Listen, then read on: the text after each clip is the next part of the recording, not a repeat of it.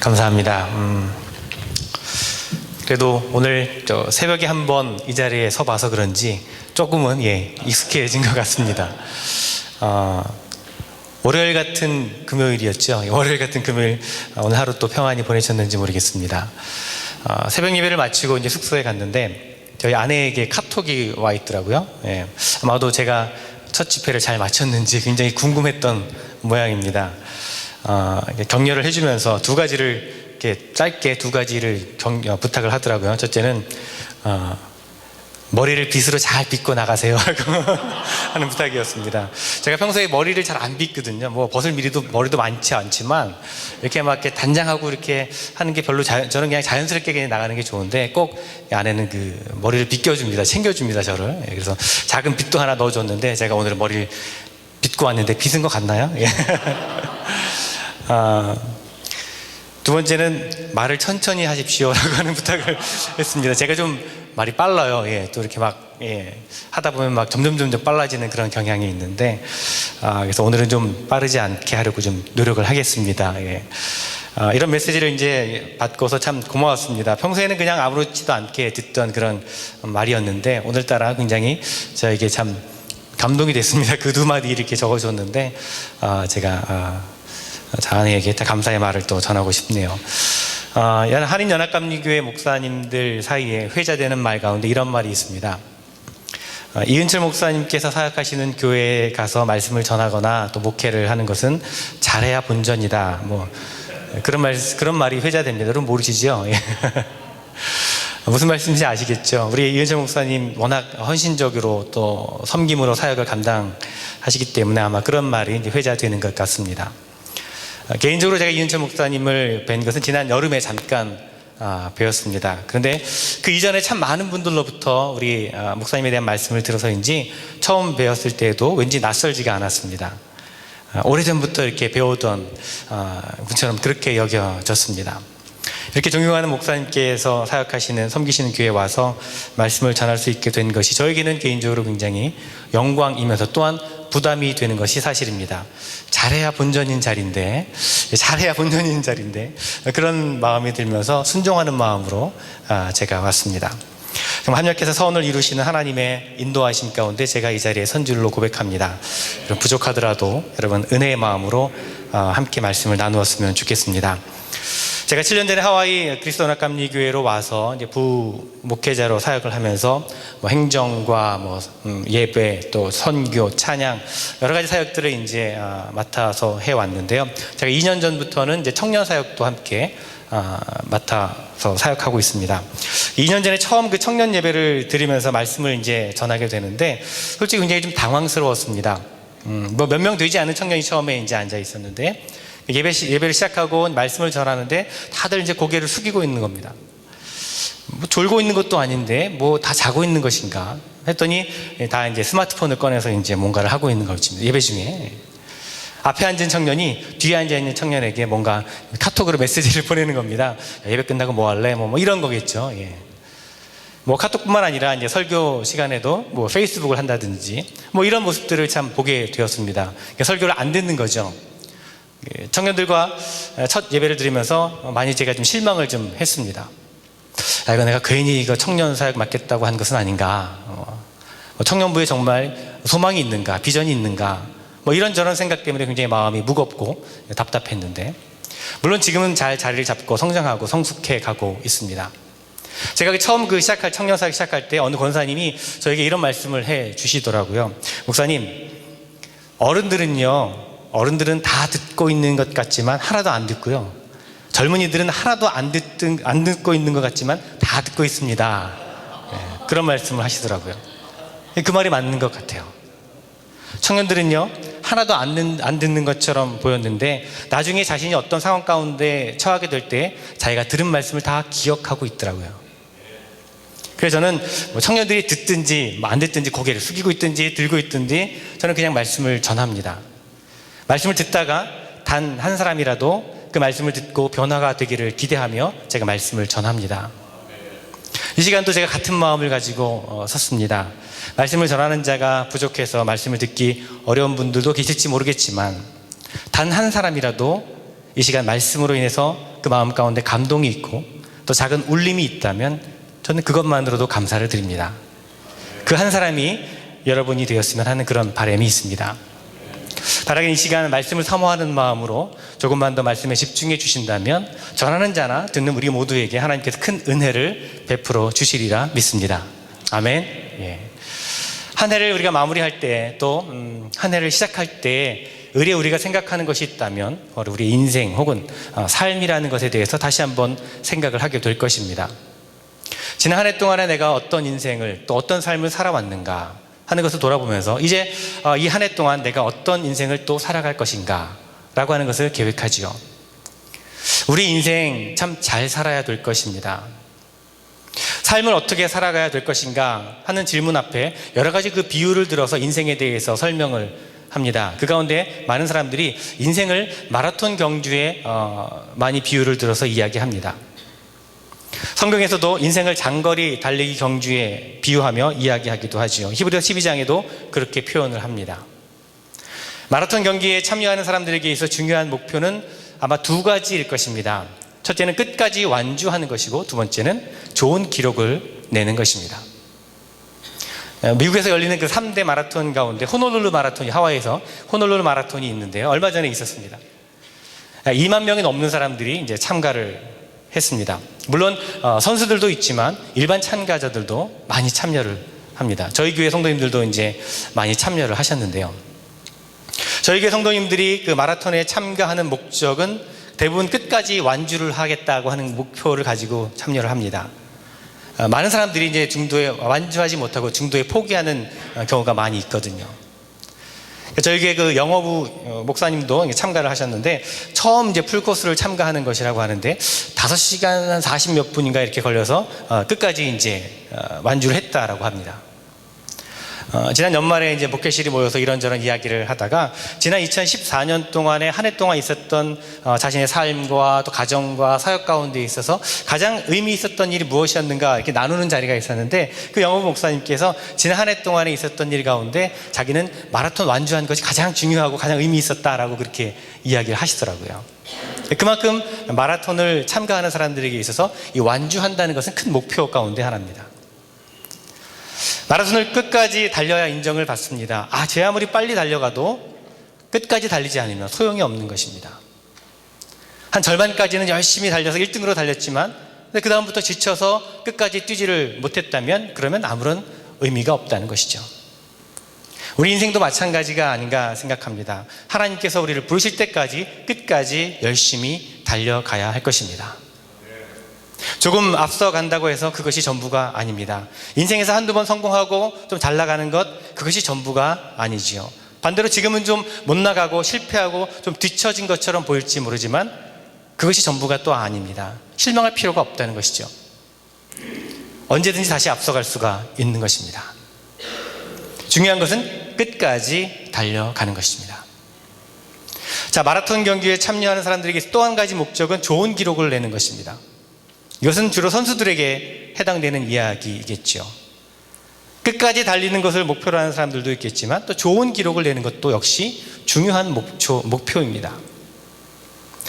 고린도전서 9장 24절에 보면 운동장에 다름질하는 자들이 다 달릴지라도 오직 상을 받는 사람은 한 사람인 줄을 너희가 알지 못하느냐. 너희도 상을 받도록 이와 같이 다름질하라 라고 바울은 이야기하고 있습니다. 그렇습니다. 상을 바라보고 달리는 것입니다. 그러면 상을 얻기 위해서 어떻게 해야 합니까? 훈련을 열심히 해야죠. 연습을 해야 됩니다. 열심히 노력해야 합니다. 그리고 또한 좋은 기록을 내기 위해서는 달릴 때 자기 몸을 최대한 가볍게 해야 합니다. 그것이 또 중요한 기록을 내는 요소 가운데 하나입니다. 그런데 이 마라톤 선수가 손에 가방을 들고 달린다든지 등에 백팩을 메고 달린다든지 하면 어떻게 되겠습니까? 아마 금방 지쳐버릴 것입니다. 물론 우리가 훈련할 때는 무거운 짐을 달리는 훈련을 하게 되지요. 그러나 경기에 들어가서는 그 모든 것을 다 내려놓고 최대한 자기 몸을 가볍게 해서 달려야 좋은 기록을 낼 수가 있는 것입니다. 우리 인생도 우리 삶도 마찬가지입니다. 인생 경주에서 우리가 무거운 짐을 지고 가는 분들이 계십니다. 온갖 무거운 짐을 다 짊어지고 가는 사람들이 너무나 많이 있습니다. 그러면 힘이 들지요. 그러면 쉽게 지쳐버립니다. 포기하게 되기 쉽습니다. 우리가 2015년이라고 하는 이 또 하나의 인생을 우리가 시작하는 출발점에 우리가 서 있는데요.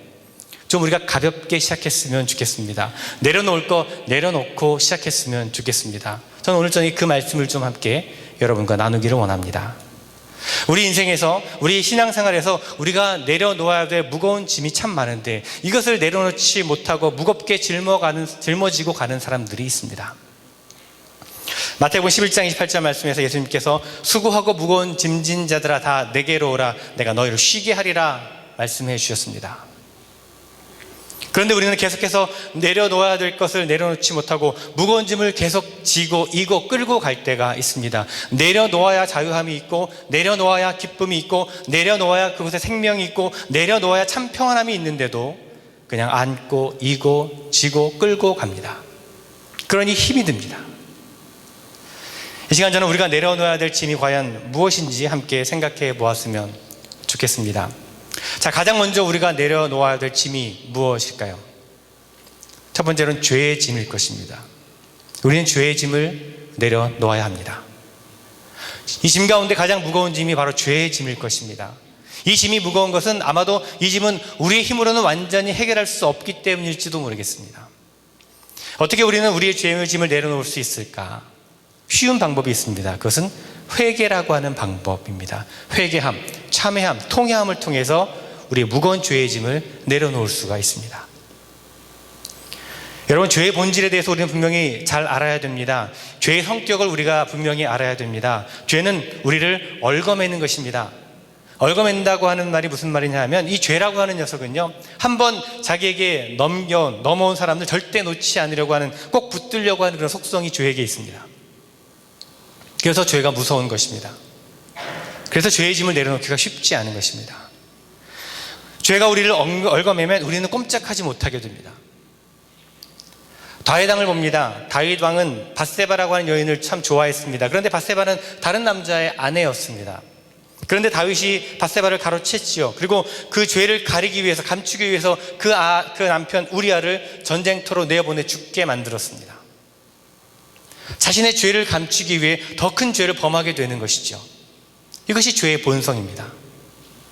이것이 얽어매는 것입니다.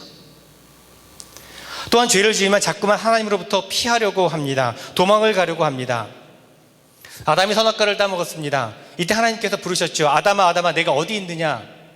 그런데 아담은 하나님의 음성을 듣고 도망을 갑니다. 하나님의 낯을 피해 숨게 되지요. 왜냐하면 죄를 지었기 때문에 그렇습니다. 그렇습니다. 이 죄는 지으면 하나님으로부터 피하려고 합니다. 가능한 멀리 도망치려고 합니다. 그리고 또 죄의 짐을 지면 우리가 은혜를 잃어버리게 됩니다. 은혜의 통로가 막혀버리게 되지요. 그래서 은혜를 받는 자리를 멀리 하게 됩니다. 예배나 기도회나 또 집회나 은혜 받는 자리를 피하게 되고, 은혜 받는 자리에 나와서 앉아있더라 하더라도 자꾸만 다른 생각을 하게 됩니다. 이것은 죄라고 하는 것이 나를 꼭 얽어매고 놓아주고 있지 않기 때문에 그렇습니다. 그래서 우리는 이 죄의 문제를 반드시 해결함 받아야 됩니다. 죄의 짐을 벗어버려야 됩니다. 죄의 짐을 내려놓아야 됩니다. 우리의 힘으로는 힘이 듭니다. 주님의 도우심으로 우리가 회개해야 합니다. 주님 앞에 내려놓고 고백하고 참회해야 하는 것입니다. 요한일서 1장 9절 말씀에 보면, 만일 우리가 우리 죄를 자백하면 그는 미쁘시고 의로우사 우리 죄를 사하시며 우리를 모든 불의에서 깨끗하게 하실 것이요 라고 말씀하십니다. 그렇습니다. 우리가 죄를 자백하면 하나님께서 우리 죄를 용서해 주십니다. 우리를 깨끗게 해 주십니다. 우리를 성결케 해 주십니다. 우리를 거룩하게 만들어 주십니다. 우리 힘으로는 할 수 없지만 우리가 우리의 죄의 짐을 주님 앞에 내려놓을 때 주님께서 우리의 죄의 짐을 대신 져 주신다는 것입니다. 그러면 우리는 주님 앞에 나아가 주님, 나를 용서하여 주시옵소서 고백하고 회개해야 합니다. 그래야 죄의 짐으로부터 벗어날 수가 있게 되는 것입니다. 그런데 그것이 참 쉽지 않지요. 어렵습니다. 죄를 고백하기가 쉽지 않습니다. 왜 그럴까요? 저는 우리가 죄를 고백하고 죄의 짐을 내려놓지 못하는 가장 큰 이유 가운데 하나가 바로 이 죄에 대해서 우리가 민감하지 못하기 때문이라고 생각합니다. 민감하지 못해요. 내가 하는 행동이 과연 잘된 것인가, 잘못된 것인가, 내가 하고 있는 생각이, 내가 품고 있는 이 마음이 정말 하나님 보시기에 옳은 것인가, 옳지 않은 것인가, 그것에 대해서 민감하지 못하다는 것입니다. 나의 행동으로, 나의 입술로, 내 생각으로 지은 죄, 내가 품은 악한 마음들, 이런 것들에 대해서 별로 고민하지 않고 별것 아닌 것으로 대수롭지 않게 여긴다는 것이죠. 그냥 작은 것, 사소한 것이라고 여기고 넘어갈 때가 많습니다. 그러나 그것이 쌓이고 쌓이면 그 삶에 익숙해지고 정말 죄에 대해서 무감각하게 된다는 것입니다. 한국 속담에 그 바늘도둑이 소도둑된다라고 하는 말이 있죠. 그처럼 아주 작은 것, 별것 아닌 것, 사소한 것처럼 보이는 일에도 늘 신중하고 자신의 행동에 대해서 되돌아 보아야 한다는 것이죠. 그렇지 않으면 나중에는 돌이키기가 어려워지는 것입니다. 톨스토이라고 하는 사람이 지은 돌이라고 하는 짧은 단편의 이야기가 있습니다. 어느 현명한 노인에게 가르침을 받기 위해 두 여인이 찾아왔습니다. 그 중에 한 여인은 젊어서 남편을 버리고 떠난 그 죄책감 때문에 평생을 가슴 아파하고 괴로워하면서 지냈던 여인이었습니다. 또 다른 한 여인은 자신은 이렇다 할 큰 죄를 지은 것이 없어서 잘 생각이 나지 않나, 내가 무슨 죄를 지으며 살아왔는가라고 생각하며 사는 여인이었습니다. 이 두 여인이 노인에게 찾아와서 지혜를 구했습니다. 노인이 두 여인에게 이야기합니다. 첫 번째 여인에게는 당신은 가서 큰 돌을 가지고 와라, 그렇게 이야기합니다. 그러자 이 여인은 자신이 들 수 있는, 자기가 끌고 올 수 있는 가장 큰 돌을 찾아서 그것을 낑낑대고 들고 왔습니다. 그리고 두 번째 여인에게는 너는 가서 작은 돌들을 가득 담아 오거라, 그렇게 이야기를 했습니다. 그러자 이 여인은 다니면서 작은 돌들을 가득 담아서 가지고 왔습니다. 그리고 이 노인은 두 여인에게 이야기합니다. 이제 너희들이 들고 왔던 그 돌을 이제 다시 제자리에 갖다 두어라. 그러자 이 첫 번째 여인은 자신이 힘들게 들고 온 그 돌을 다시 낑낑대며 제자리에 갖다 놓았지요. 그러나 작은 돌들을 여기저기서 주워왔던 이 두 번째 여인은 그 작은 돌들을 어디에서 가지고 왔는지 도저히 기억할 수가 없었습니다. 그래서 그 돌들을 제자리에 갖다 놓을 수가 없었죠. 이때 노인이 이야기합니다. 죄도 이와 마찬가지다. 첫 번째 여인에게 얘기합니다. 너는 너의 죄를 항상 기억하고 있었구나. 그래서 그 죄가 아무리 큰 것이어도 그 죄로부터 자유할 수 있고 용서함 받을 수가 있었다. 그리고 두 번째 여인에게 얘기합니다. 너는 비록 그것이 작은 것이라 할지라도 그 죄들을 잊어버리고 살아왔구나. 그렇기 때문에 그 죄로부터 용서받고 자유하기가 더 힘이 든 것이다. 여러분, 우리가 크리스찬으로서 눈에 잘 띄는 큰 죄는 짓지 않고 살아가는지 모르겠습니다. 그렇기 때문에 다른 사람들이 보기에는 떳떳할지 모르겠습니다. 그러나 우리가 일생생활 가운데서 보이지 않는 수많은 그런 작은 죄를 짓고 있지 않는지 우리가 생각해 보아야 할 것입니다. 그렇기 때문에 오히려 죄의 용서함을 받기에, 내려놓기에, 자유함을 얻기에 더 어려운지도 모르겠습니다. Small is important. 작은 것이 중요합니다. 작은 죄를 우리가 소홀히 여기지 말아야 할 것입니다. 죄에 대해서 민감해야 할 것입니다. 세상에는요, 스스로 의롭다고 생각하는 죄인이 있고 스스로 죄인이라고 생각하는 의인이 있습니다. 예수님께서 비유로 하신 말씀, 바리새인과 세리의 기도에 관한 이야기를 여러분 아실 것입니다. 바리새인과 세리가 성전에 서서 기도합니다. 바리새인은 모든 율법을 철저히 지킴으로 당시 많은 사람들에게 존경을 받던 사람이었습니다. 스스로 의롭다고 생각하는 사람이었습니다. 죄에 대해서 민감하지 못했죠. 그러나 이 세리는 죄인의 대명사로 알려져 있었습니다. 사람들에게 외면을 당하고 멸시를 당하는 사람이었습니다. 스스로 자신은 늘 죄인이라고 생각했죠. 죄에 대해서 민감했습니다. 그래서 참회의 기도를 드리고 있는 것입니다. 하나님께서 누구의 기도를 들으셨습니까? 누가 하나님 앞에 더 의로운 사람입니까?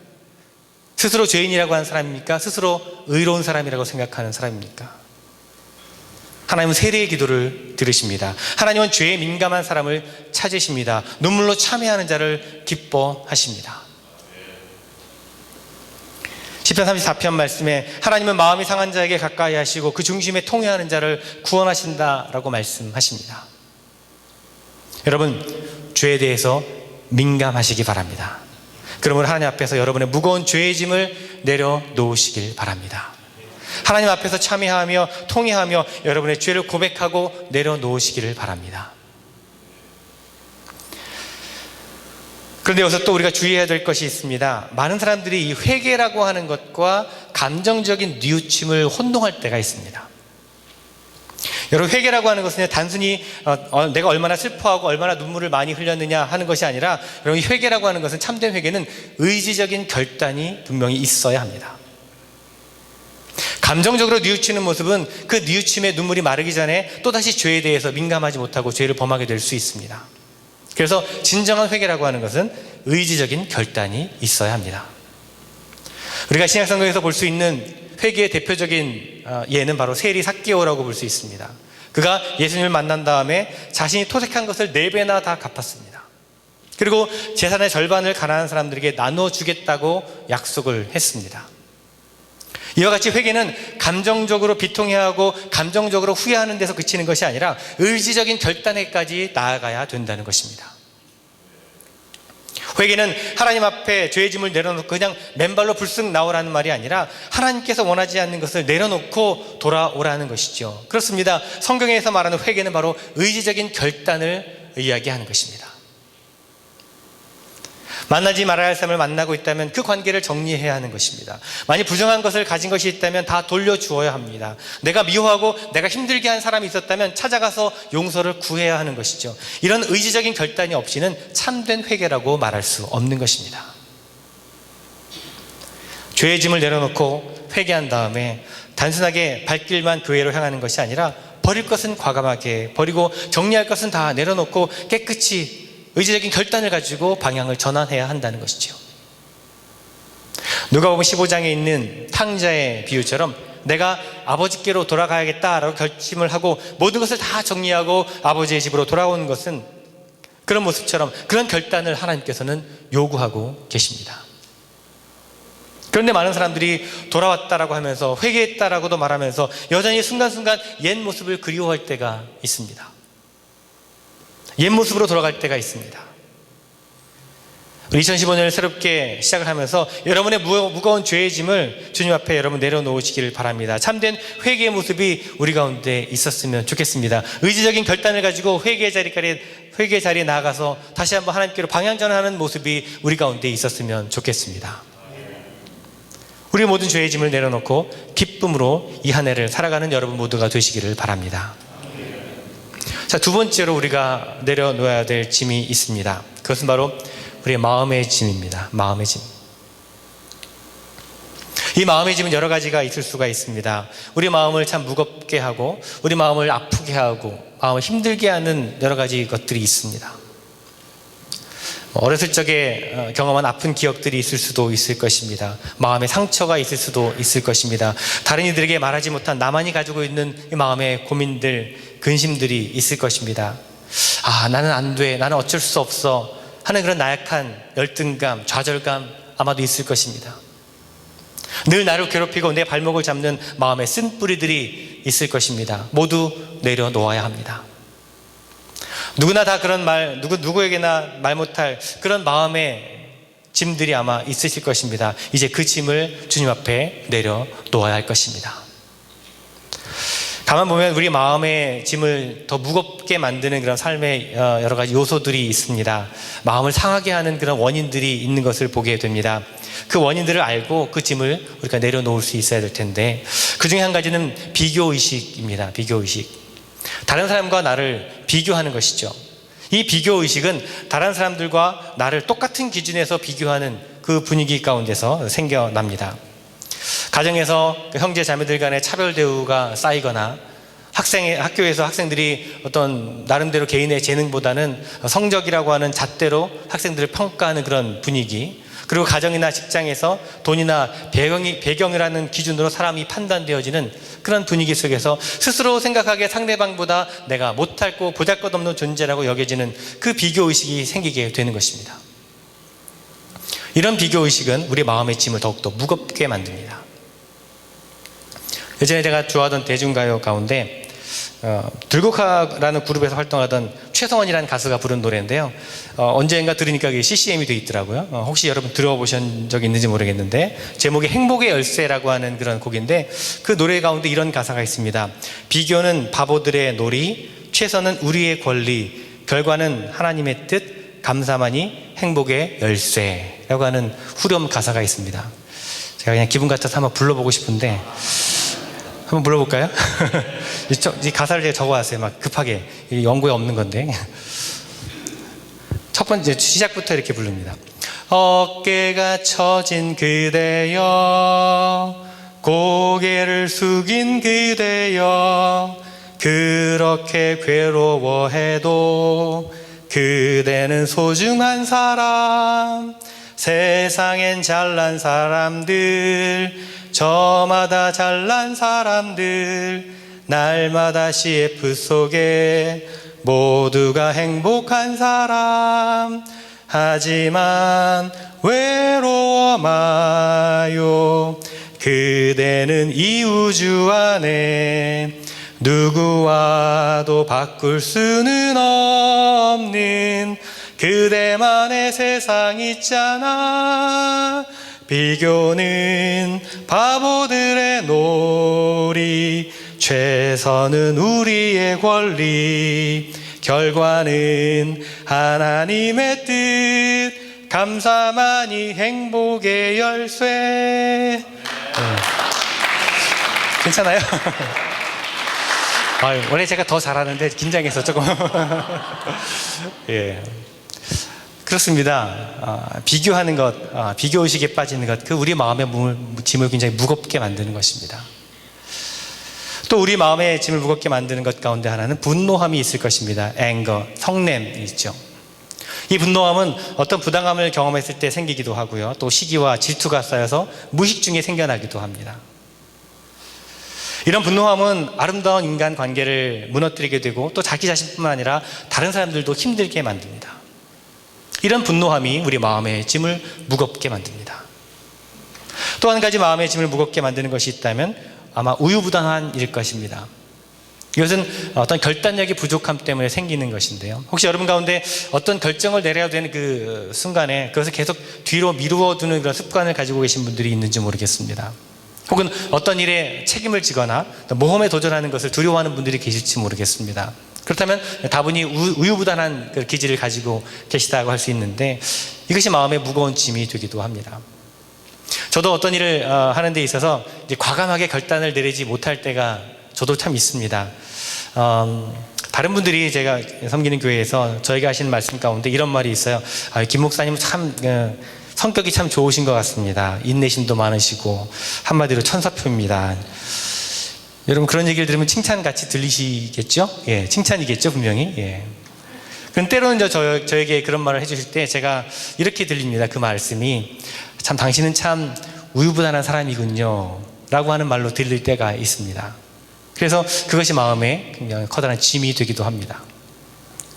자, 우리가 크리스찬이라 할지라도요, 믿음이 있는 사람이라 할지라도 누구나 다 이런 마음에 무거운 짐이 있습니다. 상한 감정을 가질 수 있습니다. 이런 마음의 무거운 짐을 이제 우리가 내려놓을 수 있어야 할 것입니다. 여러분이 가지고 있는 마음의 짐, 상한 감정이 무엇이든지 우리가 이 새해를 시작하면서 여러분 다 내려놓았으면 좋겠습니다. 우리의 짐을 가볍게 하시는 주님 앞에 여러분의 무거운 짐, 그 마음의 짐을, 상한 마음들을 여러분 내려놓으시길 바랍니다. 그리고 다시 짊어지지 않았으면 좋겠습니다. 마지막으로 우리가 내려놓아야 될 짐이 또 하나 있습니다. 어쩌면 가장 우리가 내려놓기 힘든 짐일지도 모르겠습니다. 그것은 내가 가장 사랑하는 것입니다. 내가 가장 사랑하고 내가 가장 소중하게 여기는 것, 그것을 우리가 내려놓을 수 있어야 합니다. 오늘 본문에서 우리는 고민하는 한 젊은이를 만나게 됩니다. 누가복음에는 영어로 보면 The Rich Ruler라고 되어 있고요. 같은 내용의 마태복음과 마가복음에 보면 The Rich Young Man이라고 기록하고 있습니다. 부자였고요, 관원이었고 또 젊은이라고 하는 사실을 우리가 알 수 있습니다. 아마도 당시 사람들이 굉장히 부러워할 만한 그런 부유한 젊은 지도자급 되는 사람이었을 것 같습니다. 이 청년에게 고민이 있었는데 그 고민은 흔히 있는 일반적인 고민과는 차원이 다른 고민이었습니다. 무엇을 먹을까, 무엇을 입을까, 내가 어디에 살까, 이런 고민이 아니었습니다. 직업이 없다거나 몸이 아픈 것도 아니었습니다. 허전하고 외로움에 대한 고민도 아니었습니다. 죄를 많이 지어서 또 죄책감에 시달리는 그런 고민도 아니었습니다. 오늘 이 젊은이의 고민은 영적인 것이었습니다. 영적인 관심이 있었습니다. 영적 진리에 대해 심히 고민하고 갈망하고 있었습니다. 그래서 이 고민을 해결하기 위해 예수님 앞에 나와서 묻게 되죠. 선생님, 제가 어떻게 하면 영생을 얻을 수 있겠습니까? 물어봅니다. 이 질문을 다시 말하면 어떻게 하면 참된 신앙인이 될 수 있을까요? 라고 하는 질문입니다. 예수님께서 말씀하시죠. 내가 계명을 다 아는 바와 같이 간음하지 말라, 살인하지 말라, 도적질하지 말라, 거짓 증거하지 말라, 내 부모를 공경하라는 말을 기억하지? 물어봅니다. 예, 제가 그것은 어렸을 때부터 다 지켜왔습니다. 이 젊은이는 계명을 잘 알고 있었고 또 어려서부터 그 계명을 지키려고 노력을 했습니다. 그 청년은 계명을 지키는 것에 대해서는 자신 있게 대답할 수가 있었습니다. 예수님이 젊은 이 부자 관원의 말을 들으면서 아마 예수님께서 무슨 생각을 하셨을까? 이 젊은 친구가 돈도 있고 출세도 했고 나름대로 신앙생활도 참 착실하게 해왔구나. 참 근래 보기 드문 그런 젊은일세. 그렇게 생각하실지도 모르겠습니다. 아마도 이 젊은이가 귀하다고 생각하셨을 것입니다. 다른 사람들과는, 다른 젊은이들과는 다른 좀 특별한 젊은이라고 생각했을지도 모르겠습니다. 그렇지만 예수님께서는 이 젊은이에게 무언가 부족한 점이 있다는 것을 보십니다. 그리고 그에게 말씀하십니다. 여러분께서 읽으신 개역 성경에는 오히려 너에게 한 가지 부족한 것이 있구나라고 하시지만 개역 개정 성경에 보면 오히려가 아직도라고 번역이 되어 있습니다. 아직도 너에게 한 가지 부족한 것이 있구나, 그렇게 말씀하십니다. 무슨 말입니까? 반드시 네가 해결해야 될 한 가지가 있다라고 하는 것입니다. 아마도 예수님과 이 처음 대화가 시작할 때 이 젊은이는 굉장히 쉽게 생각했는지도 모르겠습니다. 예수님께서 말씀하신 영생의 조건이 계명을 지키는 것으로 시작하네. 자신감이 생겼죠. 그 정도쯤이야 내가 어렸을 때부터 다 지켜온 것들인데, 내가 고민하던 영생의 문제가 이렇게 쉽게 풀어지는구나. 그렇게 생각하면 아마 기분이 좋았을지 모르겠습니다. 그런데 뜻밖에도 예수님은 부족한 것 한 가지 있다. 너에게 아직도 부족한 것이 한 가지 있다라고 말씀하십니다.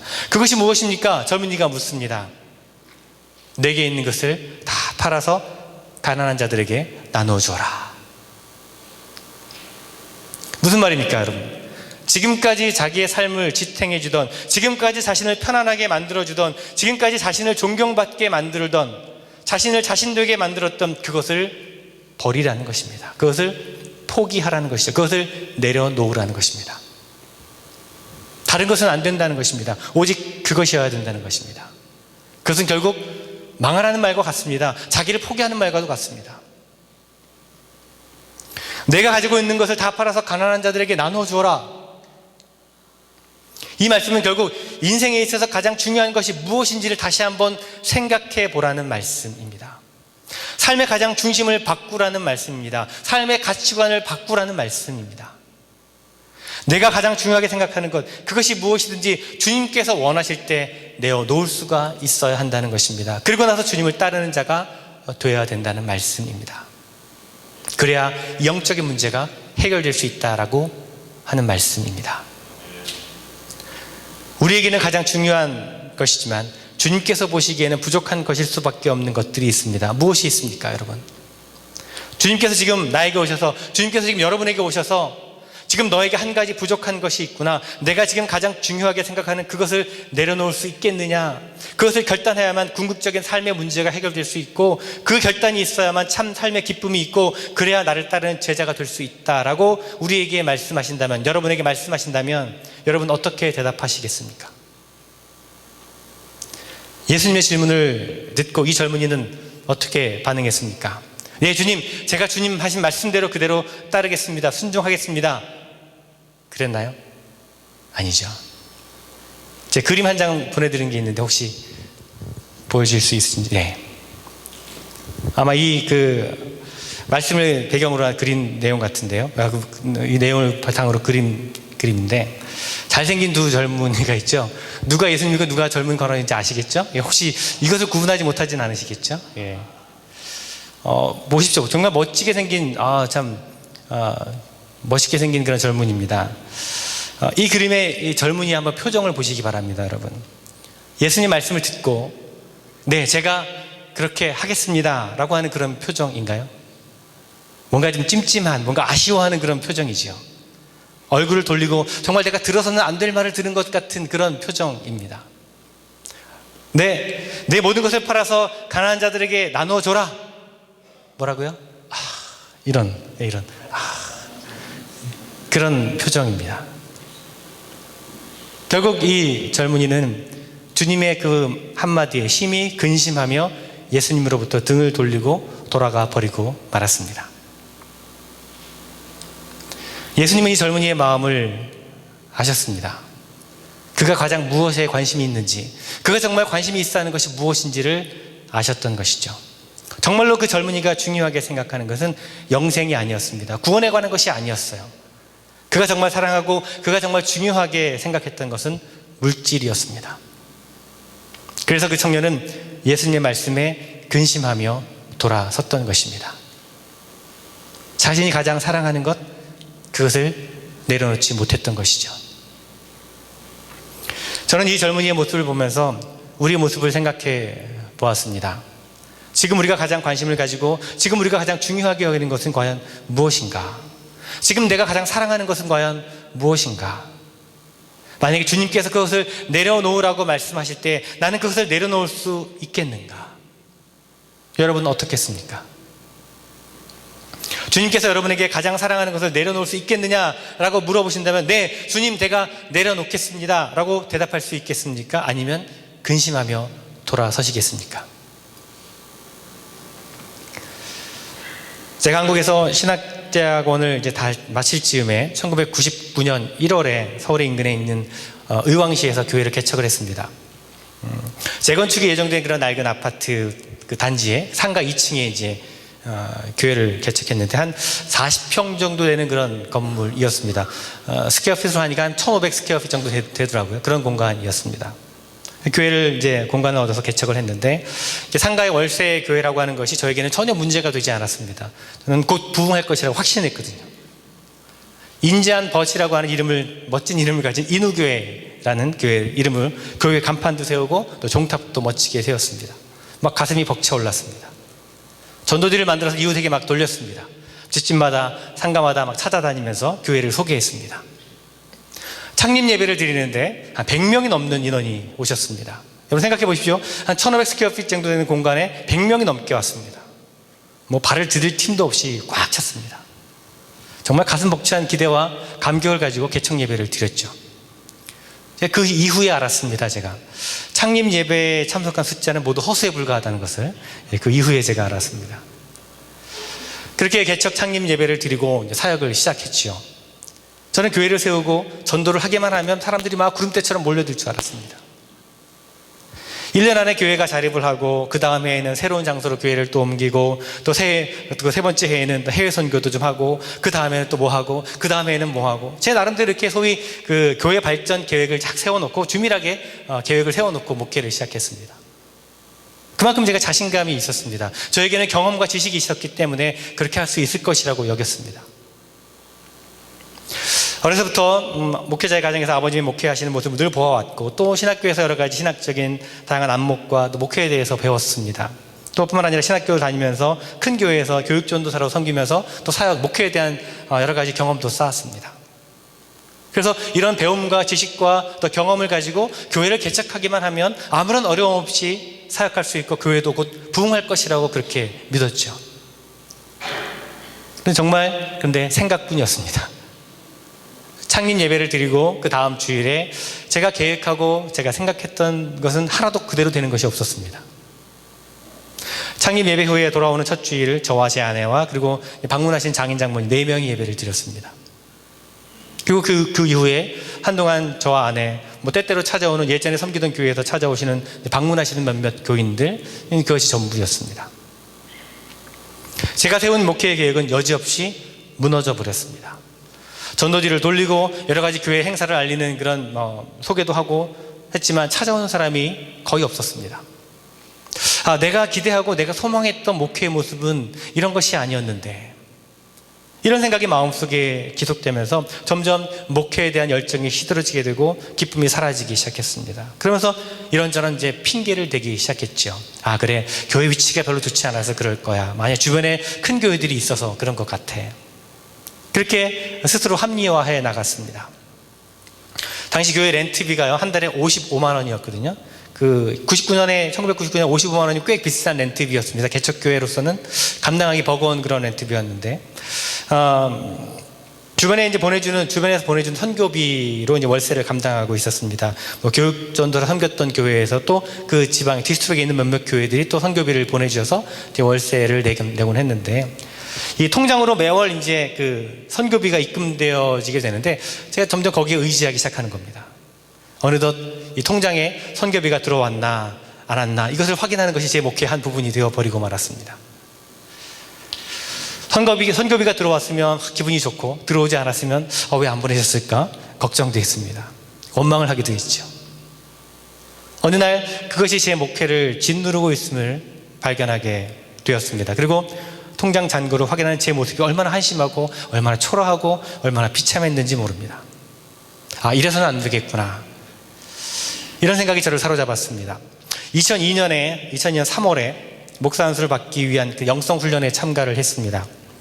영성훈련을 참가하는 내내 풀리지 않는 숙제가 있었습니다. 자, 이제 내가 곧 목사 안수를 받게 될 텐데 과연 내가 목사 안수를 받을 자격이 있는가, 정말 이대로는 내가 안 되지 않는가, 내가 이대로 목사 안수를 받는다는 것이 이것은 하나님께 정말 내가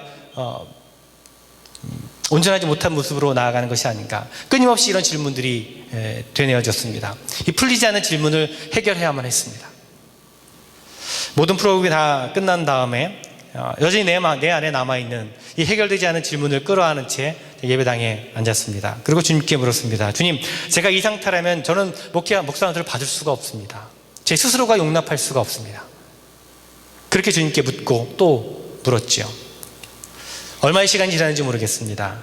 주님께서 들려주신 세밀한 음성을 제가 듣게 되었습니다. 벼선아, 내가 너의 약함도 알고 내가 너의 실패도 안다. 너의 인간적인 힘을 가지고 이 일을 감당할 수 없다는 것도 내가 안다. 하지만 내가 하는 것이 아니다.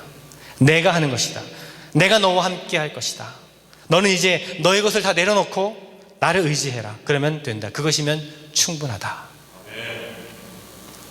이전에 경험하지 못했던 폭풍처럼 밀려드는 은혜, 주님의 손길을 느꼈습니다.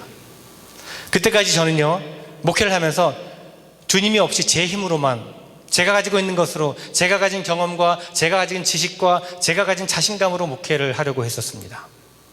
그것이면 되는 줄 알았는데, 그것이면 잘할 수 있을 줄 알았는데 그것을 내려놓아야만 됐다는 것이었습니다. 그날 저녁 주님은 저에게 그것을 깨닫게 해주셨습니다. 움켜쥐고 있는 것을 내려놓을 때에 주님의 인도하심을 받을 수가 있다는 것을 깨달았습니다. 내려놓을 때에 주님께서 주시는 은혜와 축복을 누릴 수 있다는 것이죠. 여러분께서 사랑하시는 것이 무엇입니까? 여러분이 중요하게 생각하는 것, 여러분이 소중히 여기시는 것이 무엇입니까? 그것을 주님께서 내려놓으라고 말씀하실 때 여러분 내려놓으실 수 있겠습니까? 내려놓을 때 하나님께서 더 크게 역사하신다는 사실을 여러분 믿으시기 바랍니다. 우리가 내려놓기 전에는 진정한 것을 얻을 수가 없습니다. 그런데 자꾸만 우리는 내려놓지 못하고 자꾸만 움켜쥐려고만 합니다. 내려놓으면 마치 빼앗기는 것처럼 생각을 하는 것 같습니다. 그래서 더 내려놓지 못하고 붙잡고 있으려고 합니다. 그렇지 않습니까, 여러분? 아이들을 데리고, 제가 아이들이 어렸을 때 마트에 이렇게 데려가면 자기가 좋아하는 것을 이렇게 한 가지씩 사죠. 뭐 사탕이라든지 젤리라든지 이런 것을 손에 꼭 쥐고 쥐어줍니다. 그러면 너무 좋아합니다. 그런데 문제는 이제 그 다음입니다. 이제 그것을 사기 위해서는 계산대에 올려놓아야 되는데, 계산대에 올려놓기에 바코드를 찍어야 되지 않습니까? 그런데 자기 손에 든 캔디를 꼭 쥐고 놓지 않는 겁니다. 놓으면 자기게 아닌 것처럼 되는 것처럼 생각하는 거죠. 놓으면 빼앗긴다고 생각을 하는 거죠. 그 어린아이들은 그렇지 않습니까? 아무리 설명을 해도 울기만 하고 내어놓지 못합니다. 그 아이의 모습을 보면서 하나님께서 우리에게 주신 선물도 이와 같다는 생각을 해보게 됩니다.